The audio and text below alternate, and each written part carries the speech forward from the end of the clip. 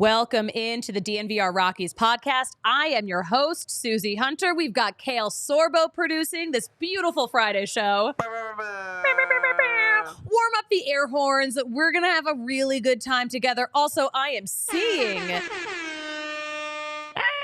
All right, I'm also seeing we have some stuff in the chat. We have a super chat. What a freaking treat. Burge, we will get to you in just a second because you have some stuff to say. And I have some stuff to say. I'm going to say my stuff first. But yeah, we have a fun Friday show for you guys. Listen, NL worst. I am not saying the Rockies are the worst in the National League, although they were the worst in the National League this most recent season.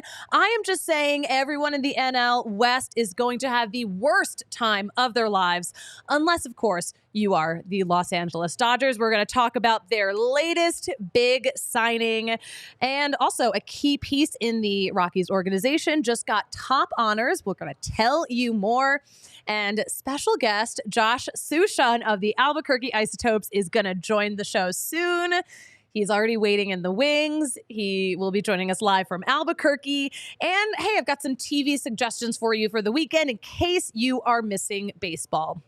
But of course, the biggest news in baseball today coming out of the National League West. It is all over for the rest of us because the Dodgers signed Yoshinobu Yamamoto. And listen, according to reports, it is 12 years, $325 million. This ain't no Shohei contract. He is getting his money. There are no deferrals. $50 million signing bonus. Reportedly, there are a couple of opt-outs. Listen, apparently the Mets offered him the same amount of money. Apparently the Yankees offered just a little bit less. And he decided to go with the Dodgers. He chose LA. So this is what we can expect to see from him for the next, decade plus of our lives. 1.21 ERA. That was over 23 starts in the 2023 season with the Oryx Buffaloes. He's got a fastball that touches 99, but averages around 95. He's got a 4-pitch mix. And here's the crown jewel, low walk rate. Listen, Bud Black would love that control because we know he hates walks. We hear it all the time. LA's out there outspending the whole league. They've got Tyler Glass now. They've got Yoshinobu Yamamoto. They might even have Ohtani in the outfield at the end of the season. Yeah.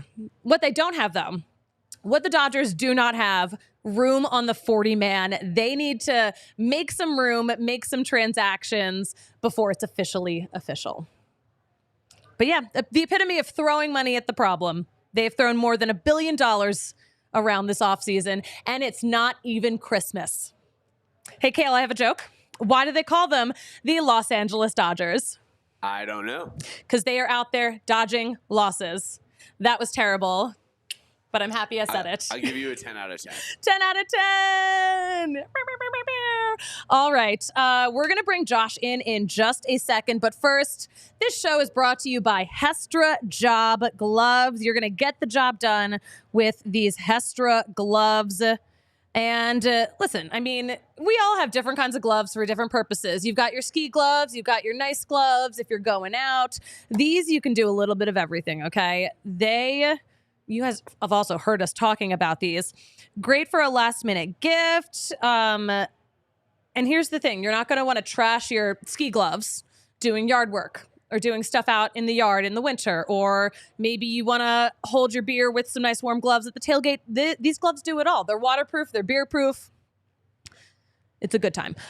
So yeah, they've got 40% off from now until December 23rd. That's tomorrow if you're watching live. So they've got a great deal going on. Visit hestrajob.us and use code DNVR40 to get that 40% off your next purchase now through December 23rd. So act fast and, benefit fast. Let's talk about Golf Passport 2 real quick.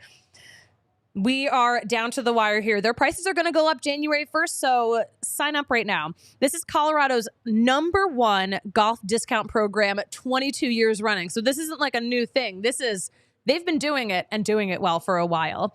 More golf, more lessons, more gear, more deals, up to 60% off on golf across the state, including across the state, including the Ridge, Common Ground, Keystone, and more. And you get a free golf cart every single time. And you'll get other discounts at the PGA Tour Superstore, at Golf Tech, and a lot of other indoor simulator facilities. But go to ColoradoAvidGolfer.com. Use code DNVR10 to save even more on everything from golf news, stories, travel, and tech. You can also follow them on Facebook, Instagram, and Twitter.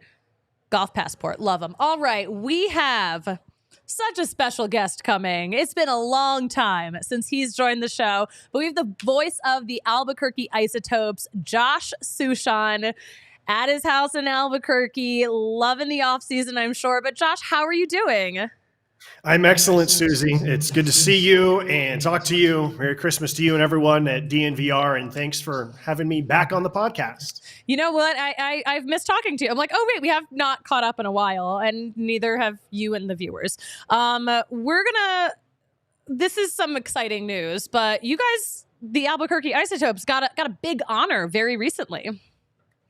Yeah, just yesterday, from the time that we are recording this, Baseball America named us the AAA Franchise of the Year. It's the Bob Freitas Award, and it's a big honor for the Isotopes. Super proud. It's one of those times when you just realize that the Isotopes win this award, but really it's about the community of Albuquerque. Like, we come up with these ideas, but the fans respond to them. They show up. They make the mariachi game so special. They make every game so special.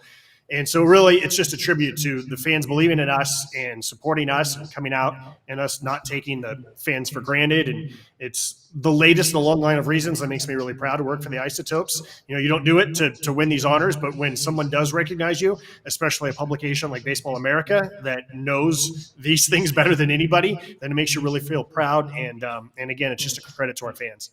Yeah, congratulations. I mean, you guys have won this award before in 2007. Great year for the Rockies. I don't even think the Isotopes were part of the Rockies organization at that point. No, we were a Marlins affiliate back then. And interesting about 2007, that was the year that the Isotopes hosted the AAA All-Star Game. So a lot of times when you win these awards, it's because you hosted the AAA All-Star Game or the AAA National Championship Game, or you open up a new ballpark, or there's some like major thing that you do that gets people's attention.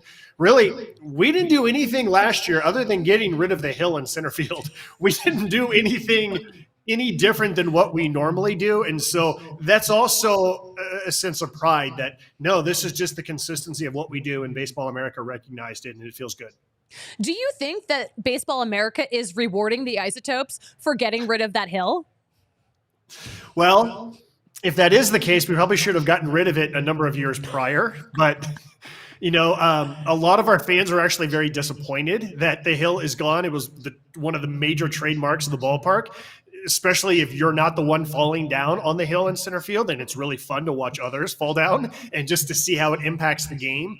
But, you know, why we won, how we won, I really don't care. I just appreciate the fans doing what they did so that we could win. You know what? I mean, I've been to Isotopes Park this season. I know all of the amazing work you guys have put in. You guys like really do so much for the mariachi games.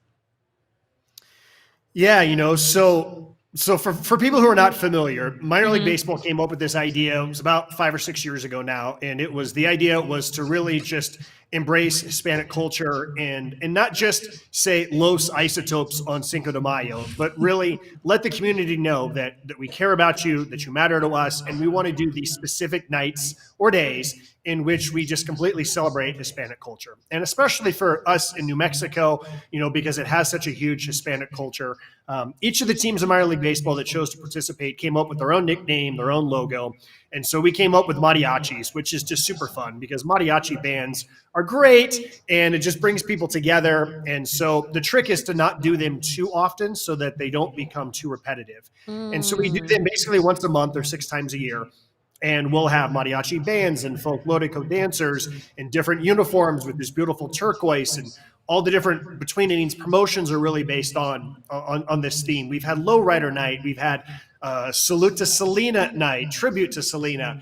We've had live concerts with Al Hurricane Jr. And so we have face painting. There's just a whole lot of different things that we do in order to make the whole atmosphere just really feel like this is what it means to live in New Mexico. This is what it means to go to a baseball game in Albuquerque. And so they're really fun, and the fans just, enjoy them, and we enjoy putting on the show for them. Listen, I feel like minor league baseball has come such a long way from just being named after whoever the parent club is. I love what you guys do. I've seen it with my own eyes. It's amazing. We're going to get into some other topics in just a second. Josh, stay with us. We have to shout out our friends at Breckenridge Brewery. They have been our partner since day one. Beer of the month. It's still the Christmas ale right here at the DNVR bar. $6 for a pint. This is a strong beer too. This is probably the best deal in terms of beer of the month. Who doesn't love the Christmas ale though? It's a new recipe too. So if you've tried it in the past, try it again. Sounds good to me. They've got a beer for every occasion too. No better way to watch a game or sit back and, watch your family argue at Christmas dinner. It works for everything. You can try the Avalanche Amber Ale too, the Mile High City Golden Ale, the Broncos Country Pale Ale, Funslinger, Good Company, Hard Seltzer, some of our favorites. But head to breckbrew.com. You can use the beer locator to find a brew near you. And you can find some Shady Rays near you because they've got gear built to last and the best protection program in all of eyewear, every pair of sunglasses, backed by their lost and broken replacements. So if you lose them or you break them, they will send you a brand new pair. No questions asked. They will not make you feel embarrassed like maybe some of my coworkers did when I lost my sunglasses on day one. They won't judge you. But you can shop the entire collection too at the Park Meadows Mall, a full-stop shop for everything Shady Rays. And if you buy a pair and you don't love them, you have 30 days to return them or exchange them. Again, no questions asked. No risk. The team has your back. They've got an incredible deal. You guys might know about the deal. Go to shadyrays.com and use code DNVR for 50% off 2 or more pairs of polarized sunglasses. So try for yourself the shades rated 5 stars by more than 250,000 people. All right, let's get Josh back in the mix because Josh has had the opportunity to see something that we're going to see in Major League Baseball pretty soon. The robo-umps. They're not robots. It's the automatic ball strike system. Is that what it stands for? I think there's some confusion about that. Maybe it's just me. But you've seen how it's all gone down in AAA. Yeah, first of all, there's a lot of people who literally thought that it was going to be robot umpires, and they were highly disappointed when they came to the ballpark and they did not see R2-D2 or some other droid or some robot behind home plate, that it really was a human being. So the way that it worked this past year is that, so the minor league baseball schedule, 6-game series, Tuesday through Sunday, same opponent. Tuesday, Wednesday, Thursday, the computer calls balls and strikes. It's automatic ball strike system or ABS. The umpire has an earpiece, and basically as the ball is entering the catcher's glove, the umpire is hearing whether it's a ball or strike and lets everybody know. So there's no debating. That's just the computer has made the strike zone. That's what the call is. And again, that's Tuesday, Wednesday, and Thursday. Most ballparks have on the video board, including at Isotopes Park, where you see the grid and the players will turn around and look to see, did that just barely hit the corner? Did that just miss? And again, that is on Tuesday, Wednesdays, and Thursday. Then Friday, Saturday, and Sunday is what's known as the challenge system. And this is where the home plate umpire calls balls and strikes, and each team begins the game with 3 challenges. If you disagree with the umpire's decision, you can challenge it. Only a few people can challenge it: the pitcher, the catcher, and the batter. And most teams, including the Isotopes, have said to the pitchers, you guys can't challenge because you're not objective. You think that everything is a strike, so only the catcher was allowed to challenge for the Isotopes. You cannot look to the dugout for help. The dugout cannot yell help to you. We actually had a case early in the season where Elleris Montero, strike 3 called on him, and the dugout was yelling, challenge, challenge. So he did, and the umpire did not allow the challenge because he got help from the dugout. So again, you get 3 per game. If you get the call correct, meaning if the player gets the call correct, you retain the challenge. If you are incorrect, then you lose the challenge. And again, you only get 3. That's how it works. Okay. This is I know that was a lot of fascinating too. information. I didn't realize that you couldn't ask for help. It's not like The Price is Right. You can be like, 3 challenge it. It's not like that. Correct. You cannot. Although one of the things that I find amusing is once the fans start to get into it and just kind of like understand it, you might hear the fans yelling, challenge, challenge.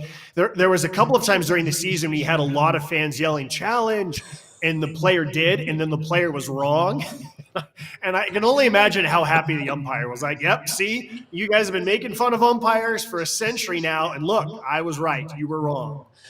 Interesting, though, that the crowd can yell challenge and you can listen to the crowd, but you can't listen to your own bench. Correct, but you still need to make the decision almost immediately. I think that there's a little bit of a window. There's not like a precise timer, but you pretty much need to make the decision within a couple of seconds. You can't really, there's really not a whole lot of time to process. It's just the idea that they don't want you to step out of the batter's box, look to the dugout, or have the dugout yelling at you, and then you decide to challenge it. You almost have to do it immediately. Interesting. I feel like it could be, I feel like there must be a way to manipulate it. Like if there's a dude sitting behind home plate who's got a voice that carries, he's like, challenge it. Like a double agent kind of thing, a plant in the crowds.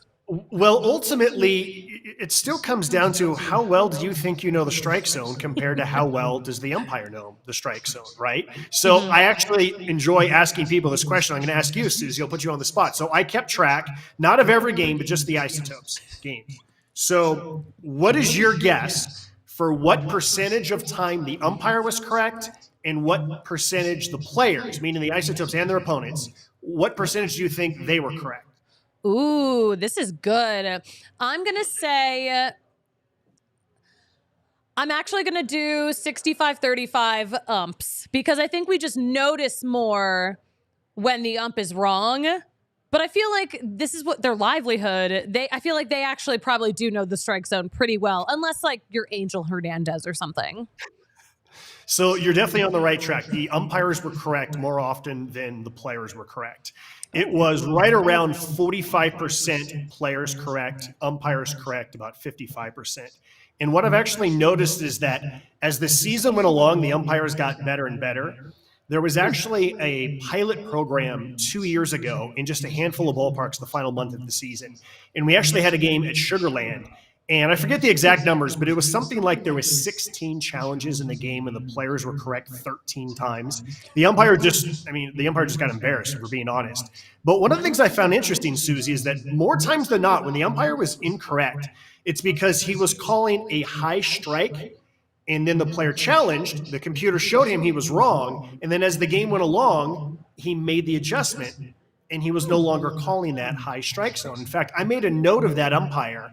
And that umpire had a game at Isotopes Park this year. There was only 5 challenges against him, and only one of them the players got right. The other 4, he was right. So I really do think that this has been a way that has really helped the umpires get better, so that they are better at their job. And we've definitely seen the results in how often a player challenges. One of the other things I think is funny, Suzie, is especially when it's a batter who's challenging. I'm like trying to pretend like I'm a batter here. When and it's like maybe it's like a big curveball, and like the knees buckle, because you get fooled by it, and then the player's like, oh, challenge, challenge, challenge. This is the symbol, by the way, of challenge. And the player challenges, and then you go, and there's like a computer display. It's on the video board. Everybody turns around to look at the video board. Players, everybody, fans look at it. And you see that not only was it a strike, but the entire baseball was in the strike zone. And that's where the batter just looks really bad because, number one, he got embarrassed by getting fooled by the pitch. And then number two, it showed how wrong he was in complaining about this call when actually it was absolutely positively a strike. That is so funny. I never even imagined that the ABS or the challenge system, I just never imagined that this automated system could make umps better. I think this actually could be kind of a win for everyone. I can't believe I'm saying this. Yeah, and also for the players too. So I know that Cole Tucker, big friend of the DNVR podcast, and so Cole was on our team. And I remember talking to Cole about the ABS this year and the challenge system. And he told me that when he first started playing professional baseball, he was definitely a swing at everything kind of guy. Didn't draw a lot of walks, didn't have a lot of confidence in what the strike zone was, and so he just swung early and often. And as his career has gone along, he's gotten a better idea of the strike zone, and he said that this system has actually made him much better at the strike zone because when he's in the field, he turns around to look after every pitch. Because again, almost every single ballpark on the video board, it has the grid that shows you exactly where the pitch is. So he's looking at it from whatever position he's out on the field, and he plays all over the place. And he's thinking in his mind, he watches the pitch and thinks, was that a ball or a strike? Then he turns around and sees exactly where it was. And same thing when he's at the plate. He's up there and he takes the pitch and he'll look up to see where it was, or after a swing and a miss, he'll look to see just how close it was to the strike zone. And this past year, he had higher walks, better on-base percentage than at any point in his career. And he thinks a big reason, I'm paraphrasing here, obviously, but he thinks a big reason is because of this system, that it helped him understand the strike zone better. This is absolutely fascinating.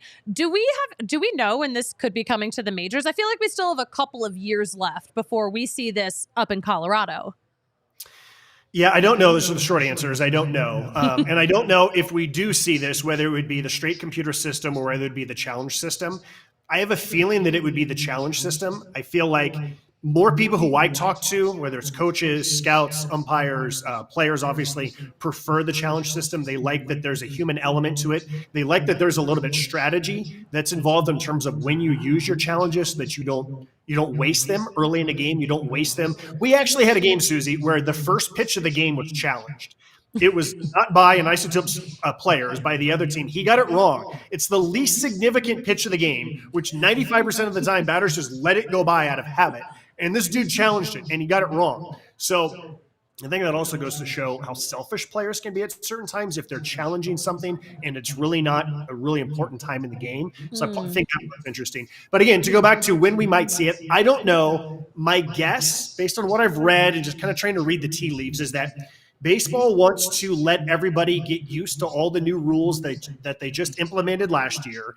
The tinkering of the rules that they announced yesterday, kind of let everybody just get used to those, where that becomes the new normal. And then once you get the players union, the umpires union, all the different people, I don't know for sure if you need all those people. I would assume you want most of them to buy in. I would think 2 years from now, 3 years from now is when we might start to see something like it.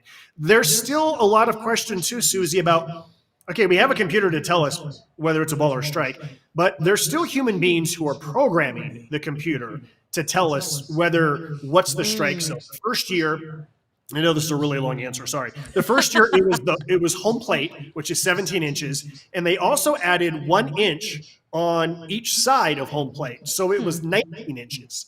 But also, the circumference of a baseball is about 2 3/4. And if any part of the baseball touches any part of the strike zone, then it was considered a strike. So I'm doing some math here live, but you got a 17-inch plate, 1 inch on each side, that's 19. Let's call it 2.5. You're talking about like a 26-inch strike zone this way. Last year, they cut it down so it was just the 17-inch plate as opposed to that extra inch. And then you have to decide, okay, when Aaron Judge versus Jose Altuve's at the plate, how are we going to shrink it? So there's a lot of different things like that still need to be completely ironed out and decided what we actually think is the strike zone before we actually do this in the major leagues. Fascinating. I feel like when I was in Albuquerque, there were some tinkerings of the pitch clock, some tinkering of the strike zone. So is that true? Was there some changes that came like later in the season this past year? I believe it was the Florida State League. There are also like tinkering in different leagues, so they can basically have like a control group and then like a non-control group. And one of the things that we're looking at is that when you think about like a square, most human umpires do not do the extreme squares. There's kind of like a rounded edge in the minds of how most umpires call it. So there's been some tinkering to kind of round off the edges. I think that when most players are the peak of their frustration is when a strike is called on them and then you look at it on the grid and it just barely hit the very, very top outside corner. And I think that's an area where that just doesn't look and feel like a strike with your eyes. And so I think that there's going to be a rounding off of those edges a little bit more. But what I know baseball is also concerned about is ultimately they just want more balls in play. They want fewer walks. They want fewer strikeouts. They just want more action. And so another part of what they're looking at is whether it's the width of the strike zone, whether it's the height of the strike zone, the rounded edges. Is this leading to more walks? Is this leading to more strikeouts? Because that's what they're trying to avoid. They want just faster, quicker games with more action so that we can just see the players, these great athletes, be athletes on the field as opposed to a bunch of walks and strikeouts. This is fascinating. I mean, listen, Bud Black hates seeing his pitchers walk, dudes. So, I guess that would be good. He would probably like it. Anyway, Josh, before I let you go and, continue on, this Christmas weekend, I want to know what you've been up to this offseason because you have been so active. You are writing constantly. Well, thank you. I don't feel like it's constant. So before I was a broadcaster, I was a newspaper reporter. I spent 10 years as a writer, and I've been lucky enough to publish 3 books. And so writing is something that I enjoy. It's something that I don't always have the time to do, but it's something that I enjoy, and I've actually missed it. And so I decided to go back to my writing roots, not on a full-time basis, but just as a side thing for fun. So I went to Substack, which is this really great platform for both writers and also for people who love to read. And I just started an account, and it's really easy to find. It's Josh Suchon's newsletter on Substack. And I write a wide variety of things. I found myself writing about things that I didn't think that I was going to write about. Most of it is still baseball, but I try to just think of things that everybody else is not writing about and just try to think of things in a different way. Sometimes I'll write about the other sports teams that I care about. Sometimes I'll just write about friends. Sometimes I'll just write about like a favorite shirt, which I wrote about the other day. I donated my favorite shirt to a local nonprofit here, and I just thought about all the great times that I had with that shirt and all the ridiculous photos I had of me in that shirt. And so I wrote basically a tribute to that shirt, and people seem to like it. And I definitely don't take it too serious, but I'm trying to just have fun with it. And again, you just go to Substack and just look for my name, Josh Suchon. It's pretty easy to find. I love that. I said I was going to let you go, but Will Carpenter in the chat has a question that I think you could probably answer. So this is what he asks. So the automated strike zone only shows if the ball crosses the plate in the strike zone. It doesn't reflect swings? ? What? Can you answer this question? Yeah, for sure. If somebody swings, then it doesn't matter what the computer says, right? Like a swing and a miss is a swing and a miss. A swing and a foul ball is a foul ball. Great point. Yeah, so the other part, Will, is that in terms of like where the sensors are for the plate, I think this part is interesting. There's 8 different cameras set up at the ballpark, and they're triangulated, which is one of my favorite words. They're triangulated, and basically the point is right smack in the middle of the plate. The middle this way, the middle that way, right smack in the middle is where all the sensors are pointed to. And so what happens sometimes is there's what I would call an optical illusion, where maybe the catcher has his glove right here and he moves it down, especially if it's a curveball, and where the catcher receives the ball, it looks like a ball because it's so low. But remember, the catcher is not right at home plate. He is behind home plate.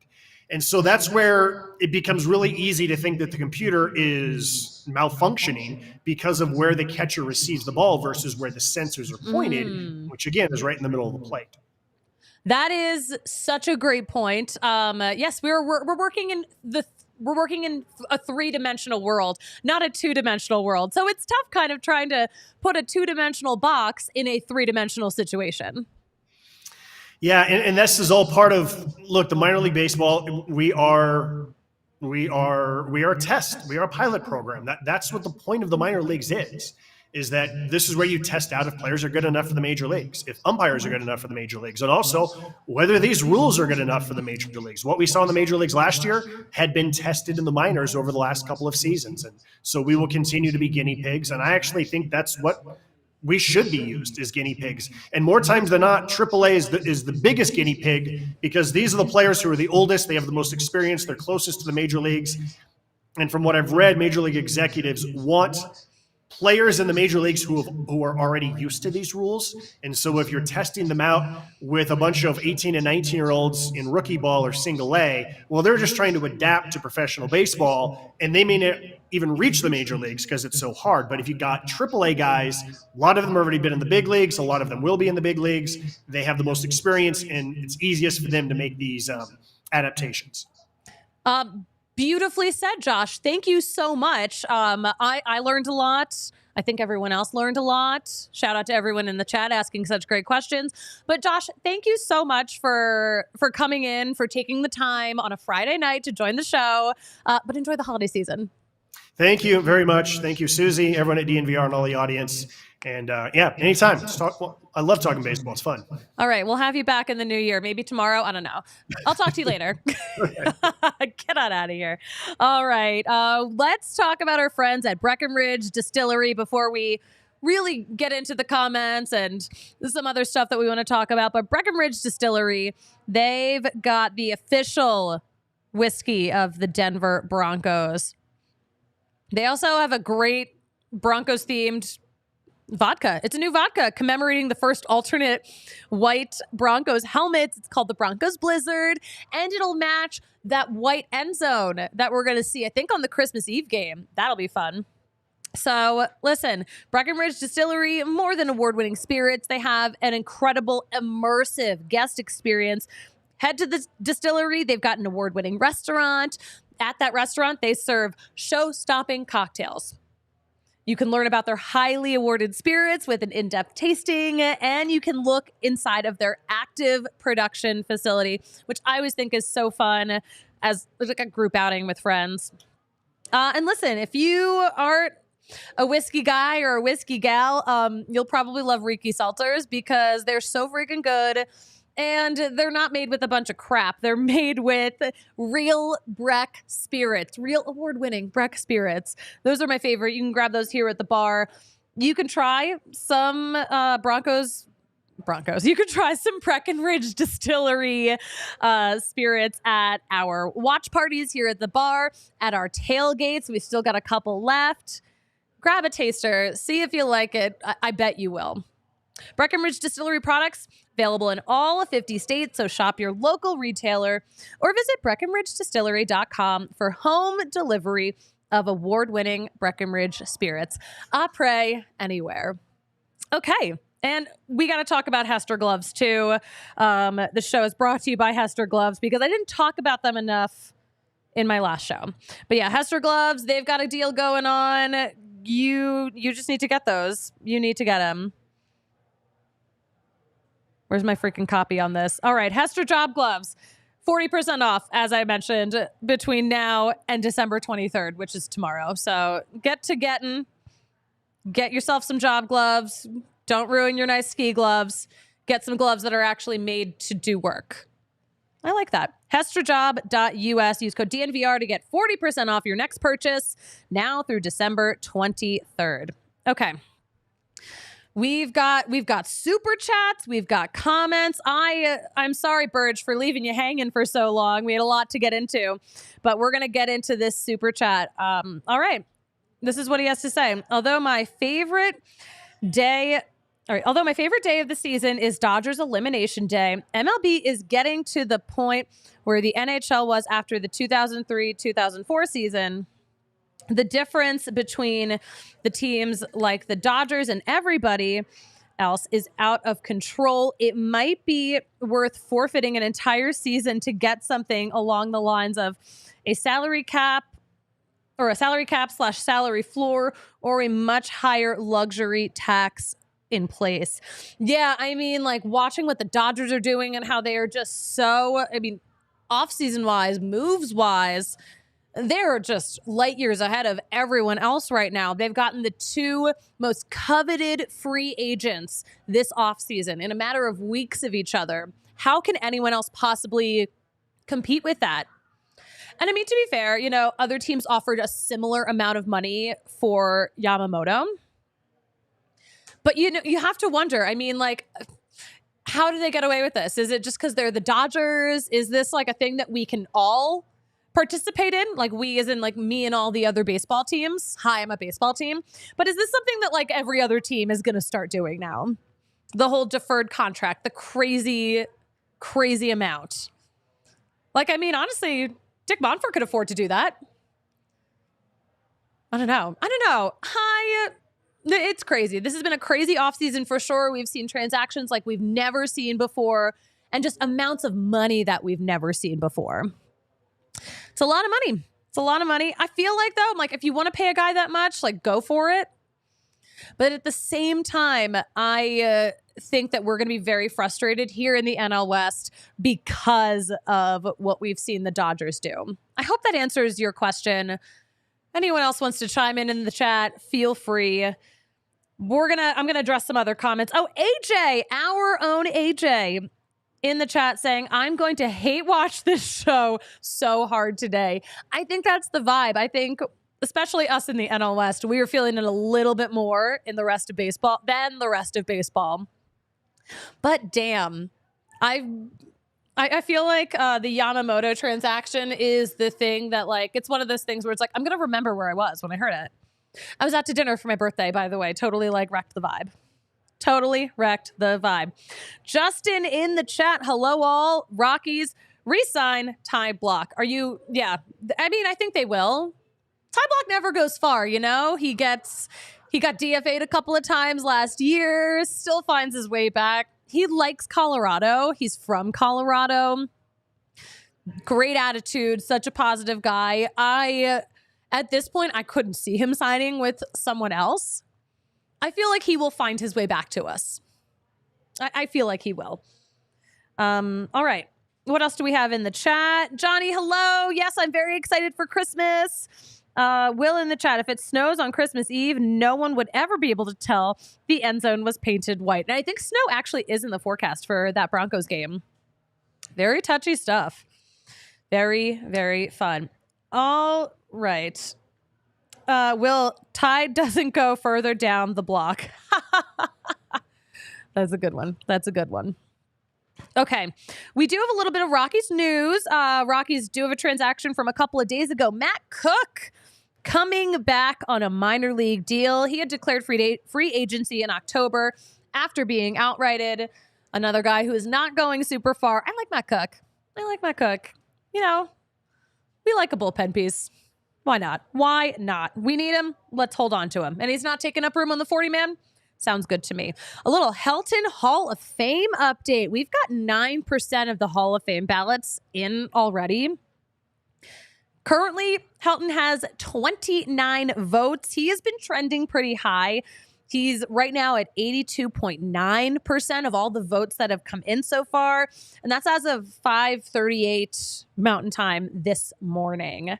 So we are keeping track. I just shout out to the guys who run the Twitter account that keeps track of the Hall of Fame ballots, because y'all are doing God's work.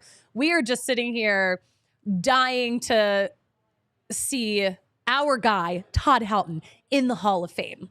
I think he's got some really good odds. I think he's got a good chance. I think it will happen this year.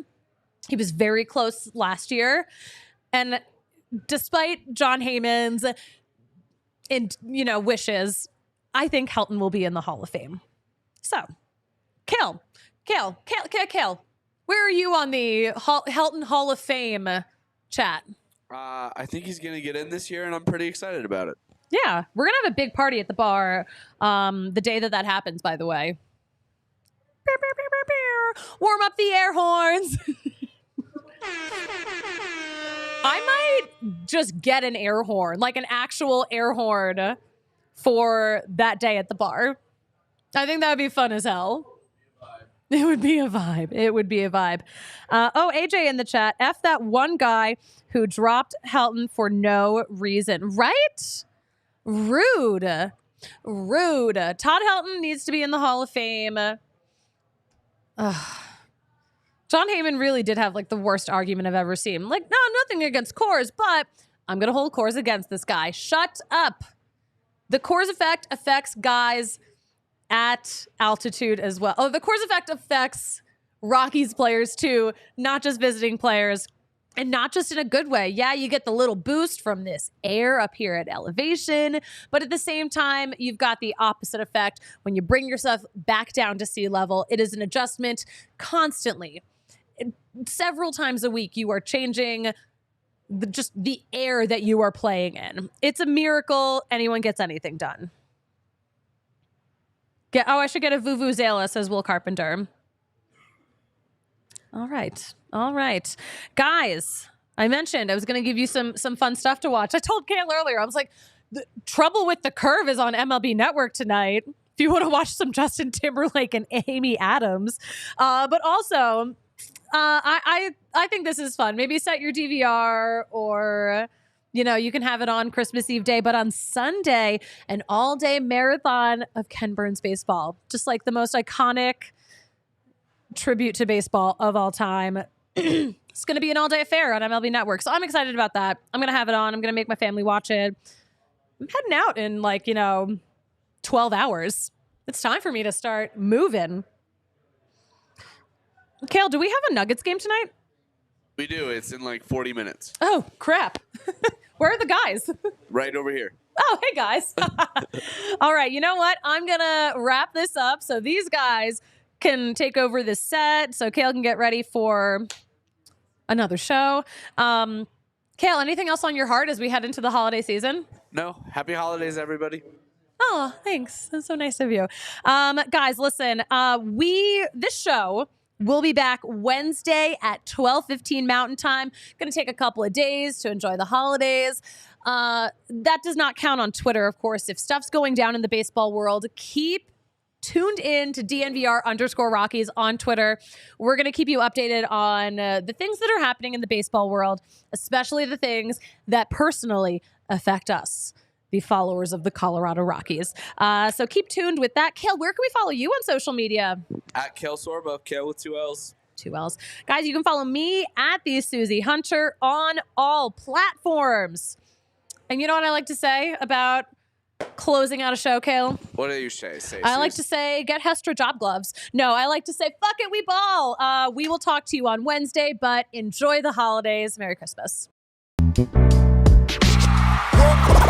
all silly like the mayor.